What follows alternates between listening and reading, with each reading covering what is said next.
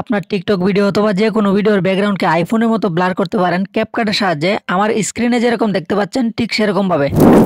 তো ভিডিওর background blur করার জন্য প্রথমে ক্যাপকাট অ্যাপসটাকে ওপেন করে নেবেন। ওপেন করার পর আপনি এখানে নিউ প্রজেক্ট এই অপশনটাতে একটা ক্লিক করে দিবেন। তারপর যে ভিডিওর ব্যাকগ্রাউন্ড ব্লার করতে চান সেই ভিডিওটাকে এড করে নেবেন। তো আমি একটা ভিডিও এড করে নিচ্ছি।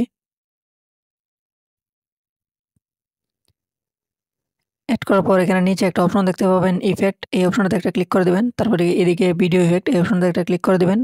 তারপর এখানে সার্চ করার একটা অপশন পাবেন উপরে, এই অপশনটাতে ক্লিক করবেন। এখানে সার্চ করবেন spot blur, SPOT spot blur. তো এই যে এখানে নিচে চলে আসছে, এটার উপর একটা ক্লিক করে দিবেন। তারপর এখানে প্রথমে যে অপশনটা আসবে এই যে এখানে এই অপশনটাতে একটা ক্লিক করে দিবেন। তারপর দেখতে পাবেন আপনার ব্যাকগ্রাউন্ড অটো ব্লার হয়ে গেছে। তো আমি দেখিয়ে দিচ্ছি, এখানে ক্যান্সেল দিয়ে দিলাম। তারপর এখানে টিক মার্কে ক্লিক করে দিলাম।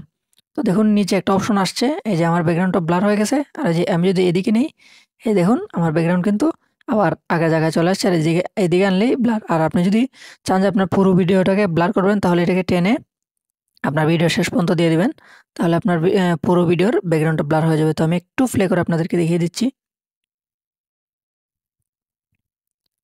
তো আপনারা দেখতেই পাচ্ছেন আমার ব্যাকগ্রাউন্ড কিন্তু খুব সুন্দরভাবে ব্লার হয়ে গেছে।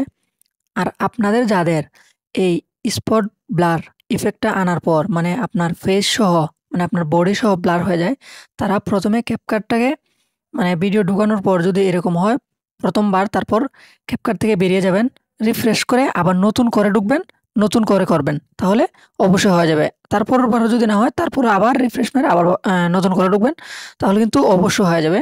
আপনি একটু চেষ্টা করবেন। এই যে আমার কিন্তু প্রথমেই মানে হয়ে গেছে। তো অনেকের একটু সমস্যা করে, তো তারা এরকম করবেন আরকি। তো আশা করি বুঝতে পেরেছেন। ভিডিওটা শেষ পর্যন্ত দেখার জন্য ধন্যবাদ। তারপরেও যদি কোনো কিছু না বোঝেন আমাকে কমেন্ট করবেন।